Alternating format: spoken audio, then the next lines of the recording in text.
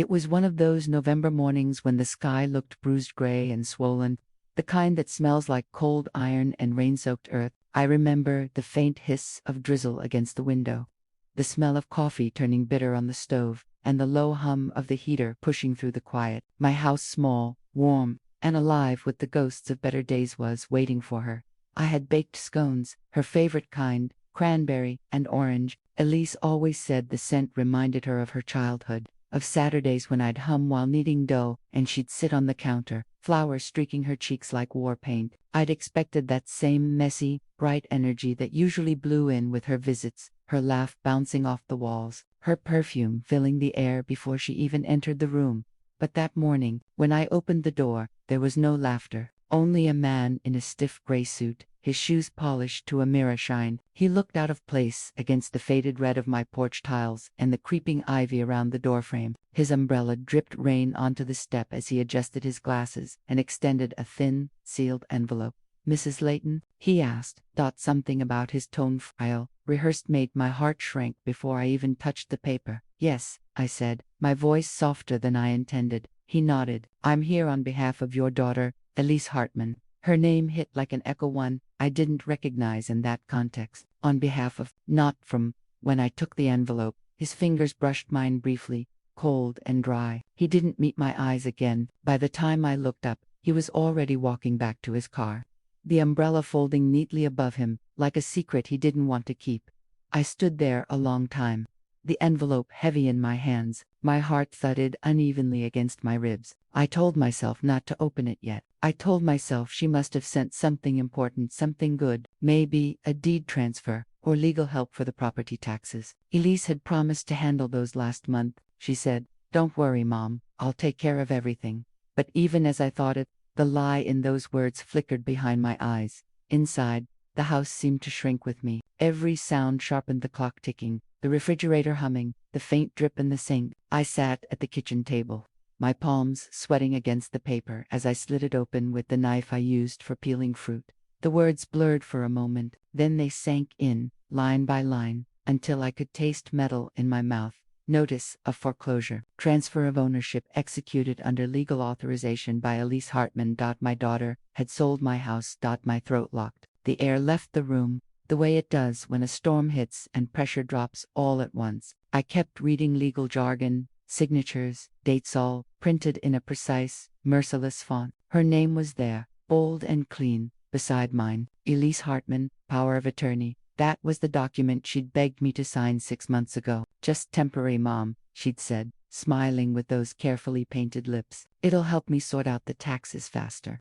And I, stupid, proud, trusting, had signed without reading. The paper trembled in my hands. I felt something twist behind my ribs. Grief, disbelief, anger, it all bled together until I couldn't tell one from the other. My knees buckled slightly, the chair scraping against the floor.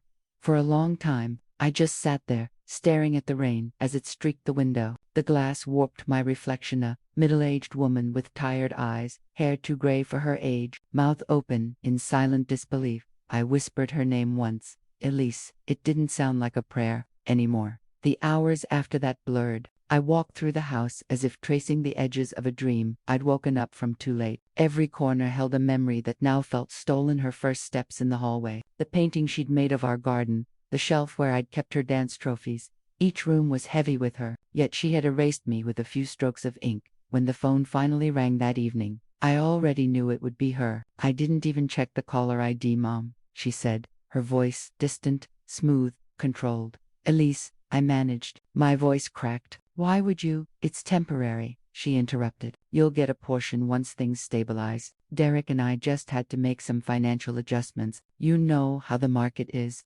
I could hear the clinking of glasses behind her, laughter, music, the sound of another life, one that no longer included me. "You sold my home," I said quietly, without asking. "It's just a house, Mom." Her tone sharpened, like a teacher scolding a child. "You're getting old. You don't need all that space. We'll make sure you're comfortable." That word, comfortable, landed like an insult. I wanted to scream, to ask her if she remembered the nights I stayed up sewing costumes for her recitals, or the winters when I skipped my own meals to keep the heat on for her. But my tongue felt heavy. "You sound rehearsed," I whispered. She paused. Then, coldly, Maybe it's time you stopped playing the victim." The line went dead. That night, I couldn't sleep. The rain had stopped, but the world outside was darker than usual. I sat by the mirror in my bedroom, the one framed by small bulbs that once felt warm and forgiving. Now, under that harsh yellow light, every line on my face looked like evidences of sacrifice, love, denial. I stared at the reflection until it almost felt like a stranger was looking back at me. My lips moved, forming a whisper I didn't expect to hear. Maybe I made her this way. The thought stayed. It pulsed, cruel and honest. I had raised her to believe she could take what she wanted. I'd given her everything, shielded her from every bruise, every consequence. Perhaps this betrayal was the final gift I'd unknowingly prepared her for. Outside, the wind howled through the trees, and the old walls creaked in reply. I folded the foreclosure letter neatly and placed it beside the mirror. My hands stopped shaking. For the first time in years, I felt a strange kind of clarity. If she had turned my home into a battleground, then I would stop standing in the open. The war had already begun. The days that followed were slow and soundless, as if the world had been muted. I drifted from room to room, touching walls like they might still remember me. The house no longer felt like mine, and yet I couldn't leave it not yet. Every corner whispered her name, every echo of her laughter felt like mockery now. I tried to eat, but the food tasted metallic. I tried to sleep, but the silence behind my eyes replayed that phone call again and again. "You're getting old, Mom." It's strange how a single sentence can rearrange your entire reality. On the third morning, when the mail arrived again, I didn't flinch. Bills, notices, another document from the bank. I stacked them neatly on the counter like relics of a life already dismantled. That it was around noon when the knock came, a soft, hesitant rhythm I recognized before I even opened the door. Margaret. Her smile was faint, tired, but still kind. She had that look people wear when they already know you're breaking. My oldest friend, my mirror in a different body, broad-shouldered, hair silver as frost, eyes that saw too much. "I heard," she said simply. Of course she had. In small towns, news doesn't walk. It spreads like smoke. She came in without asking, placed a thermos of soup on the table, and took off her coat. The smell of rosemary and garlic filled the kitchen, cutting through the sterile chill of paperwork and betrayal. "You should eat," she said. "I'm not hungry. Eat anyway." Her voice was the kind that didn't ask for obedience. It assumed it. She poured the soup into a bowl and slid it toward me. The steam fogged my glasses. For a long time, we didn't speak. I sipped, mechanically, my hands trembling less than before. Finally, she said quietly, "She's not a child anymore, Clara. What she did, it's abuse." The word hit hard, not from its meaning, but from the fact that someone else had named it out loud. "Abuse," I repeated, tasting the weight of it. I thought I was going crazy. Margaret's eyes softened. "That's how they make you feel. They twist it until you start apologizing for being hurt." Something inside me shifted, almost imperceptible, like the sound of a lock turning. That night, I couldn't stop thinking about that word, abuse. It wasn't shouting or bruises, it was quieter, cleaner. Legal papers instead of fists. Words dressed as concern. She'd weaponized love, and I'd never noticed. I sat at my desk until midnight. The room lit only by the small lamp I used for sewing. Its yellow light spilled across scattered papers, bank records, letters, receipts. I began to trace dates, amounts, patterns. Every gift she'd convinced me to send her. Every time I'd said yes, because saying no made her voice turn cold.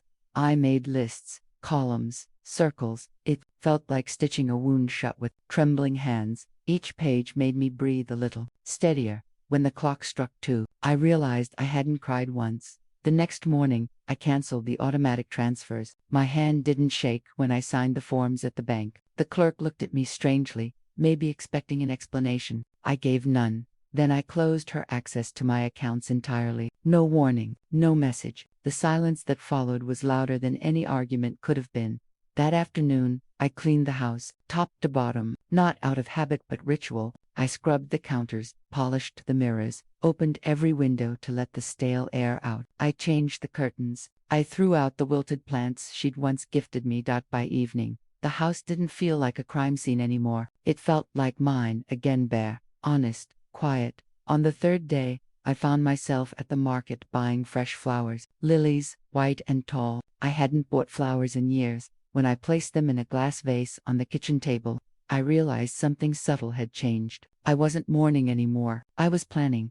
She came back that weekend. I saw her car pull up, silver sleek, soulless. Derek was with her, always in designer suits that fit too well, his smile too practiced. They walked up the path together, radiating entitlement. I didn't rush to the door. I made them knock twice. When I opened it, I said nothing. Elise smiled like nothing had happened. "Mom," she said sweetly, "you've been ignoring my calls." "I've been busy." "Busy doing what?" Derek asked, his tone smug. I met his eyes for the first time. "Learning," he laughed. "Learning how things work." The words hung there, cold and precise. Inside, I poured tea, 2 cups, both untouched. I didn't offer sugar. They didn't ask. Elise's voice turned sharp. "We noticed the account access changed. You can't just—" "I can," I interrupted softly. "It's my money." Her mouth opened, closed, opened again. The silence stretched, heavy and deliberate. Derek shifted uncomfortably. "You're being unreasonable," she said finally. "We're trying to help you." "I don't need your help." My voice didn't rise. It didn't need to. Calm was my armor now.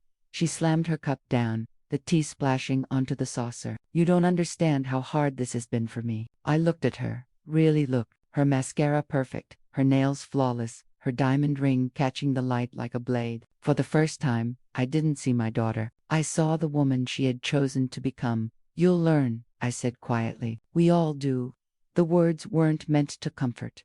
They left soon after, anger disguised as concern in their voices. I watched them drive away, the tires spitting gravel down the road. When the sound faded, I exhaled a breath I didn't know I'd been holding. The war line had been drawn. That night, I wrote in my old leather journal, the one she'd given me on my 50th birthday, "For your stories, Mom." The note inside had said ... I turned to a blank page and began. Day 1. I am no longer her victim. Margaret came by again a few days later, bringing her old laptop. "If you're going to fight," she said, "you'll need to understand their game." She showed me how to trace transfers, track company filings, pull up records from the county website. Her hands were slow but sure, her eyes sharp as ever. We spent nights at that kitchen table, the lamp burning low, our laughter rare but real. She told me about her own daughter, how she hadn't spoken to her in years. "Some of us raised wolves," she said, sipping tea. "We just didn't know until they started biting." "I thought love could fix her," I said. "Love doesn't fix people, Clara. It just gives them tools. What they build with them isn't up to us." The truth of it stung, but I nodded.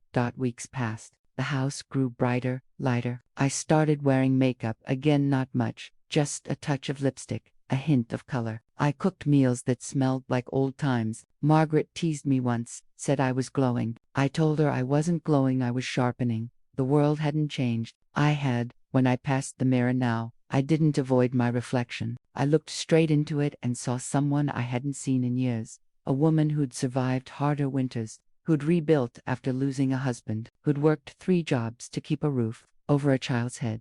That woman was back. It was nearly 2 months later when they came again, Lise and Derek.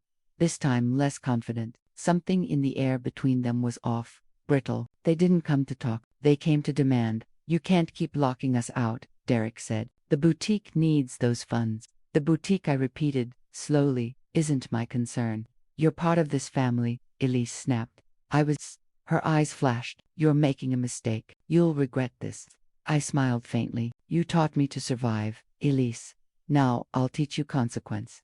Her face drained of color. There was no shouting this time, no tears, just silence. Cold, perfect silence. They left again, slamming the door so hard the lilies trembled in their vase. When the echo died, I whispered to myself, "War, it is." And for the first time in months, I felt alive. I used to believe revenge was a heat, something that burned through the chest, left you trembling and blind. But I was wrong. Real revenge is cold. It's a kind of clarity. It doesn't rush, it calculates. After Elise's second visit, the storm inside me stopped raging. There was only stillness, a quiet, deliberate kind, the kind that comes before lightning strikes. I started with what I had: bank statements, letters, receipts. They were breadcrumbs scattered across years of manipulation, each document a record of my obedience. I spent my evenings by the kitchen lamp, its light warm against the edges of the paper. The sound of the clock ticking became the rhythm of my focus. I made lists again, but this time not to understand, to build. Patterns emerged. Transactions that didn't make sense, business loans from my account, gifts I never remembered authorizing. Elise had turned my trust into her capital. Margaret called it the architecture of deceit. I called it proof. The next week, I went downtown to the courthouse. The marble floors echoed under my shoes. Every step felt too loud, too real. The clerk looked up when I approached, offering a smile that didn't reach her eyes. I need access to public filings, I said.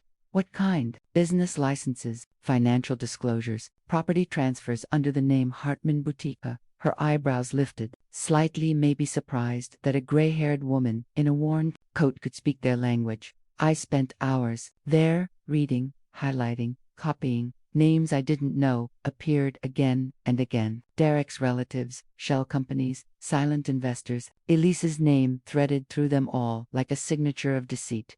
When I left, the city was already sinking into dusk. The air smelled like wet concrete and exhaust. I stopped at a cafe, ordered black coffee, and sat by the window with my papers spread before me. Outside, people hurried through rain. Inside, I started building a case. Margaret helped me find others. There was Leela, one of the boutique's ex-employees, laid off without notice after Elise accused her of theft. Then Mr. Gardner, their old accountant, who'd been forced to resign when he questioned financial discrepancies. One by one, they spoke, carefully at first, then with anger, then relief. She made me sign papers I didn't understand. Leela whispered, said it was routine. She hid cash transactions, the accountant said, charity donations that never reached any charity. Their voices were quiet, but to me, they were thunder. I recorded every detail, not for vengeance, not yet, for precision. At night, when the house grew silent, I would sit with my notes and whisper to myself. I learned to stitch wounds. Now I'm stitching evidence. It became my mantra. I wasn't just building a case, I was sewing a new identity, thread by thread. The woman Elise thought she could manipulate no longer existed. A few weeks later, I met with a lawyer, a quiet man with gray hair, and the kind of politeness that hides sharp intelligence. He read my file without interruption, occasionally glancing up with something like respect. Mrs. Layton, he said finally, this isn't just financial exploitation. This could qualify as elder abuse under state law. The words should have hurt. Instead, they steadied me. What can we do? He smiled slightly. You've already done most of it. We'll file an inquiry, freeze pending transactions, and let the investigation expose the rest. For the first time, I exhaled fully, but Elise was always one step ahead, or she thought she was. 2 weeks later, a new letter arrived. It bore her name again, but this one was different. Petition for guardianship. She was trying to have me declared mentally unfit. The irony almost made me laugh. Almost she claimed I was paranoid, unstable, incapable of managing finances, using selective quotes from old messages, twisted fragments of our arguments. Derek's name appeared as supporting witness. She was trying to own me entirely. For a few seconds, I stared at the paper, numb. Then, I smiled. You shouldn't have underestimated me. Elise, I whispered. The court date was set for early spring. The morning of the hearing, I dressed deliberately, a navy suit, pearl earrings, hair tied neatly back. Margaret drove me downtown. Neither of us spoke. The courthouse smelled of disinfectant and dust, the kind of sterile air that makes lies sound clean. Elise arrived in a white coat, flanked by Derek and a lawyer too young to hide his arrogance. She looked radiant, perfectly rehearsed.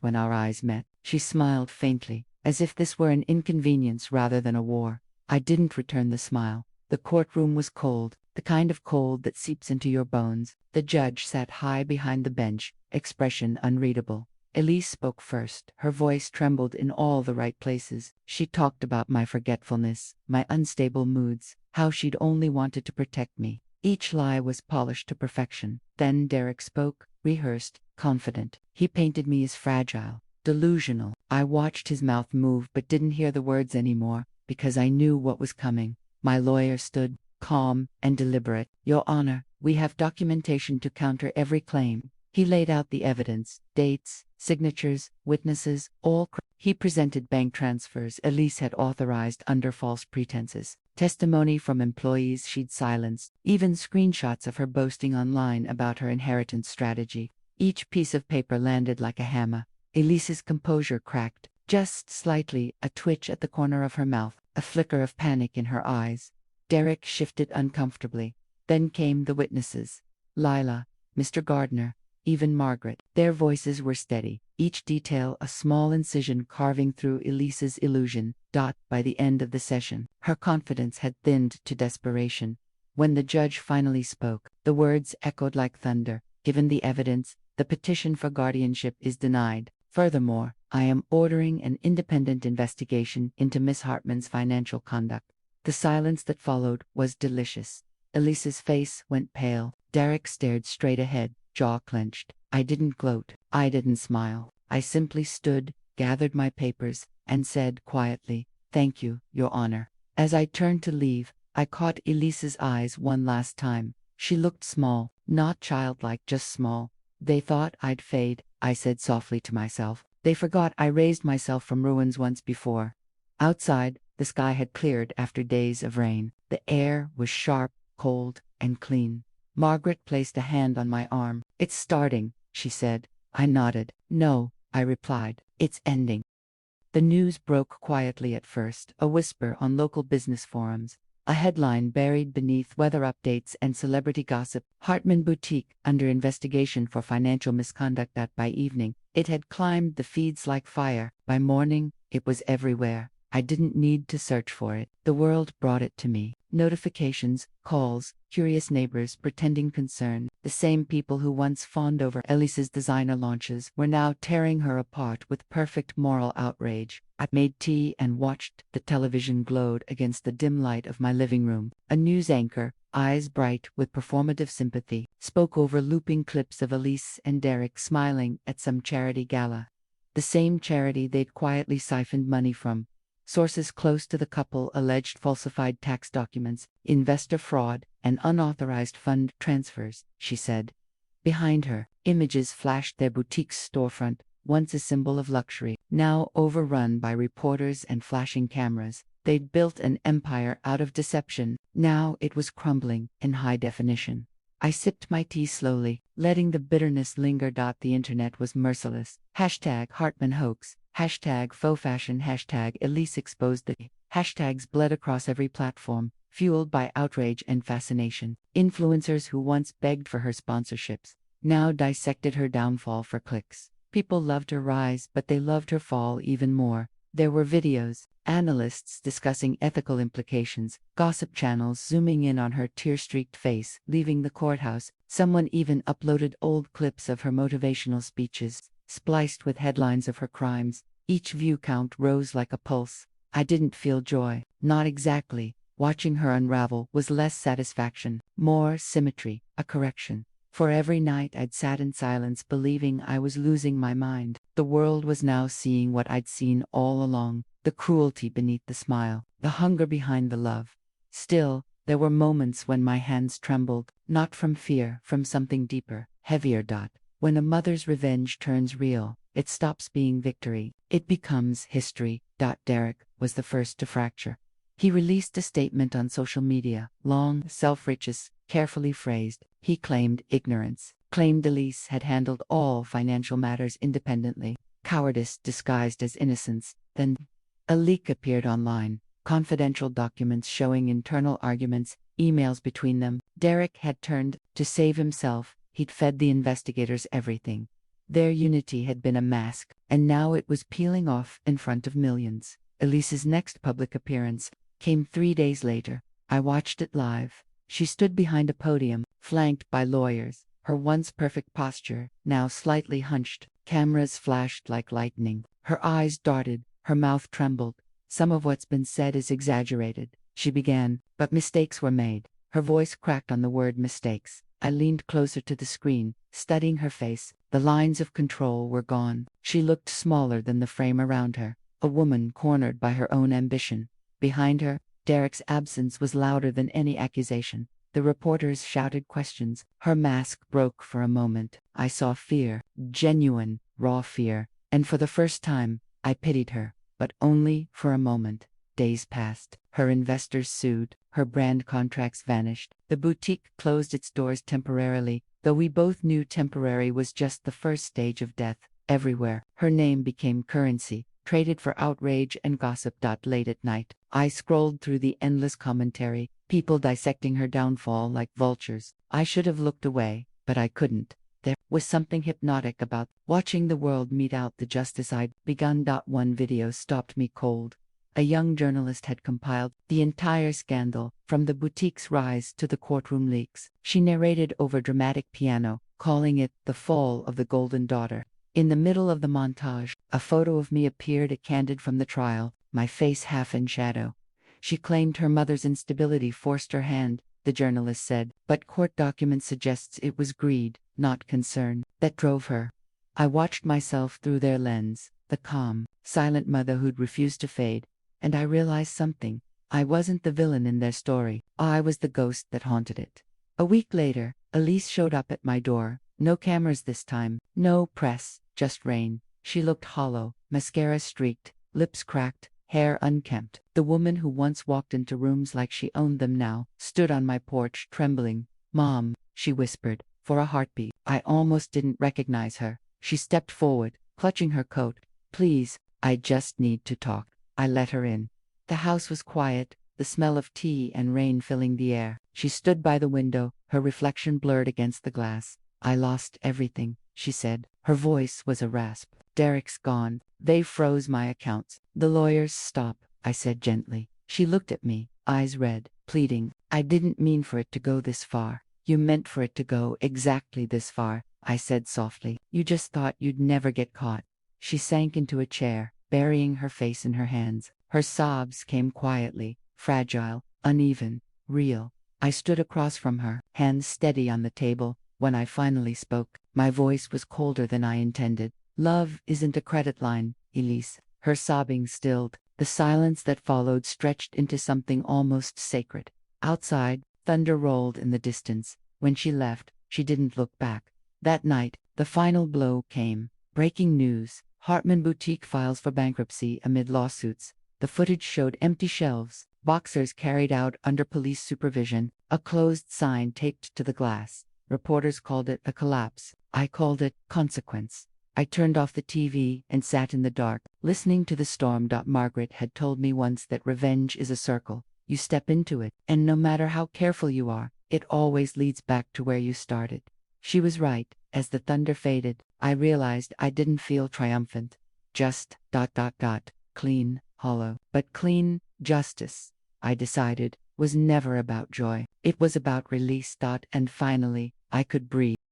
The rain didn't stop for 3 days. It drummed on the windows, heavy and constant, as if the sky itself wanted to drown what was left of her empire. I stayed inside, away from the noise, away from the chaos I'd unleashed. But karma, I learned, has its own clock. It doesn't rush. It waits until silence feels safe, and then it strikes again. The first tremor came through the evening news. Breaking: Derek Hartman, arrested for obstruction and embezzlement. His face flashed across the screen, pale, unshaven, the polished businessman stripped down to a criminal in cuffs. The reporter's tone was clinical, detached, but the footage told its own story. Derek didn't fight. He didn't plead. He looked relieved, like a man finally cornered by truth and too tired to run anymore. The world shifted again. His arrest turned the media frenzy into a feeding frenzy. Elise's name trended higher than ever. Her guilt, now public consensus. Every old photo, every charity speech, every smile was being reinterpreted through the lens of deceit. People she once called friends released statements, all pretending shock, all carefully worded. No one defended her, not even her lawyers. And then, the one video that changed everything appeared, a surveillance clip, uploaded anonymously, a grainy recording from the boutique's office, time-stamped 3 years ago. Elise, seated behind the desk, signing documents, her voice sharp, impatient. "You said no one will trace it to me," she told Derek, and he'd answered, "Only if you stop getting greedy." The audio was clear enough. The intent undeniable. By the time I finished watching, the internet had already decided her sentence. The next morning, a police car pulled up outside her apartment. I didn't need to watch the arrest. I already knew how it would go. The trembling hands, the lowered head, the cameras flashing like judgment. Instead, I stood by my window, coffee cooling in my hand, and whispered, "It's over." But it wasn't. Not yet. Elise's trial was scheduled for early winter. By then, most of her assets were frozen, and her boutique stood abandoned, its windows boarded, its sign half torn. People said it looked haunted. I visited once. After dark, the air inside smelled of dust and expensive perfume, the ghost of luxury. Racks stood empty, mannequins toppled, floor tiles cracked under the weight of what they'd carried. I walked through it slowly, fingertips grazing the counters she once designed with pride. On the back wall, half hidden under peeling paint, I found an old stencil of the boutique's slogan, "Elegance never fades." I traced the words and smiled. "Everything fades," I whispered, then I turned off the lights and left it to die. When the trial began, I sat in the back row. I didn't want her to see me. Not yet. The courtroom smelled of paper and tension. Elise looked thinner, smaller. Her hair hung limp, her clothes plain. The woman who once glittered now blended into the beige walls. When the judge read the charges, she didn't cry. She just stared ahead, jaw clenched. Her lawyer tried to frame it as mismanagement, not malice. "A series of poor decisions," he said. But the evidence spoke louder. Emails, signatures, deposits. Her voice on that recording. The prosecutor's tone was surgical. Each fact cut away the remnants of her defense until nothing was left but guilt. And when Derek testified against her, his voice trembling, his eyes avoiding hers, I saw something in her finally break. Not anger, not fear, just emptiness. The kind that comes when you realize there's no one left to blame. After court recessed, she turned once. Her eyes met mine across the room. For a second, the noise fell away, the shuffling papers, the whispers, the echoes of judgment.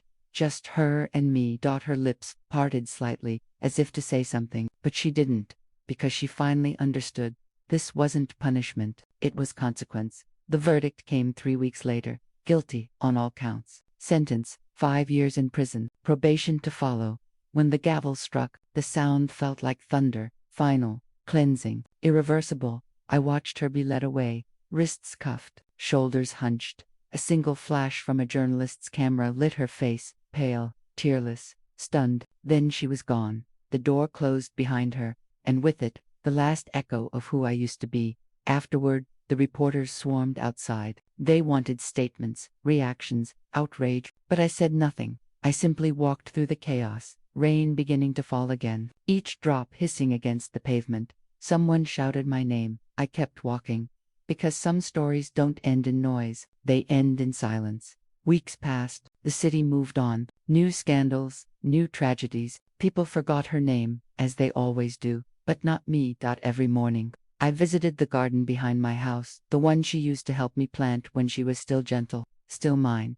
The soil was soft from rain. I dug my hands into it, felt the earth breathe around my fingers. Margaret once said forgiveness is just another kind of burial. You dig deep enough until what hurt you becomes part of the ground. Maybe she was right, because as I knelt there, surrounded by the quiet hum of life, I didn't feel hatred anymore, just peace. Cold, clean, earned peace. One evening, months later, I received a letter.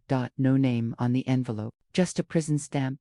Inside a short note, written in her handwriting. "Mom, I don't expect forgiveness. I just wanted to say you were right. Everything I touched, I ruined. But maybe I can start again when this is done. Thank you for not destroying me completely. Elise." The paper smelled faintly of iron and ink. I read it once, then set it on the windowsill where the light could reach it. I didn't cry, because tears are for pain, and I was past pain. There was only quiet, and in that quiet, justice finally slept. They say the world always returns to its rhythm after chaos. The trains still run. The baker still opens his shop at dawn. The rain still falls, indifferent, patient. It's the people who change. I didn't recognize my own reflection at first. The lines around my eyes had softened. The anger that once shaped my face had faded into something quieter. Not joy, not grief, just understanding. It's been a year since the trial. The city has already forgotten the scandal. Elise's name is no longer whispered in coffee shops or spat across talk shows. Her boutique building was sold, gutted, and transformed into a counseling center for victims of financial abuse. I donated the seed money anonymously. They called it the Reclamation Project.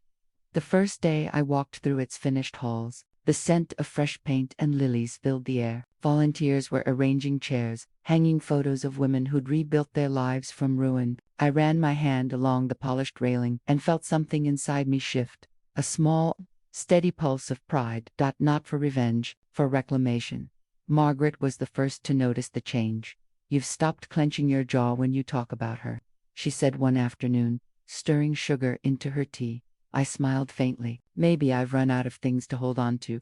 She nodded, eyes soft with a kind of wisdom only grief can teach. "You didn't lose her, Clara. You lost the illusion." The words landed like truth does, quietly, completely. Sometimes I dream of Elise, not the woman from the trial, not the thief in designer heels, but the little girl who used to dance barefoot through puddles. In those dreams, she's laughing again. Her hands are small, her eyes bright with trust, and every time I reach for her, the scene blurs, as if memory itself refuses to stay still long enough for forgiveness. When I wake, I don't cry. I just whisper into the dark, "I hope you're learning, wherever you are." One evening in early autumn, I received another letter. The return address was the same prison, but the handwriting was steadier this time, deliberate, practiced. "Mom, we've started a garden here. They let us choose what to plant. I picked white roses. They remind me of home. I'm taking courses, helping others file appeals. I think I finally understand what power feels like, not control, but creation. If I ever get out, I want to help you with your project. Maybe that can be my way back." Elise. I read it 3 times before setting it down beside her first letter. Then, I went to the garden. My own roses had just begun to bloom again, pale, pure, untouched by last year's frost. I knelt, touched the petals, and whispered, "Then start where you are." The next morning, the news came. There'd been a fire in the prison's east wing. Electrical fault, they said. 2 inmates injured, 1 hospitalized. Elise's name wasn't mentioned. I called every number I could find.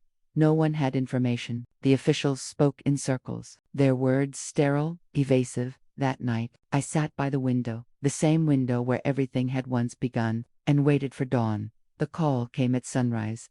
She was alive.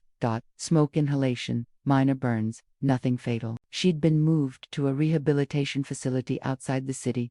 I thanked the officer, hung up, and sat there in silence. For the first time, I felt something I hadn't in years. Relief, not for justice, for survival. Weeks later, I visited her. The facility was quiet, surrounded by pines and a slow-moving stream that caught the afternoon light. Inside, the air smelled of antiseptic and wildflowers. When I entered her room, she was sitting by the window, sketching.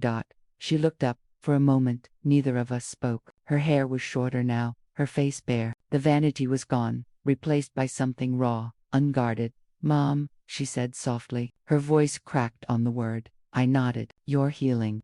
She smiled faintly, trying to. We sat in silence, the kind that feels sacred. After a while, she said, "I used to think winning meant taking. Now I know it means building." I met her gaze, then build. She nodded, and tears fell. Not the theatrical kind she once mastered, but the quiet kind that cleaned the soul. When I left, she handed me something, a small Polaroid photo. It was of the prison garden, the white roses in full bloom. On the back, in her handwriting, "I'm learning how to build again." That night, I placed the photo beside her letters on the windowsill. The light from the sunset touched all 3, letter, photograph, turning them gold for a brief moment before fading into dusk. I watched until darkness claimed the room. And for the first time, I whispered, "I forgive you." Not because she asked for it, because I finally could.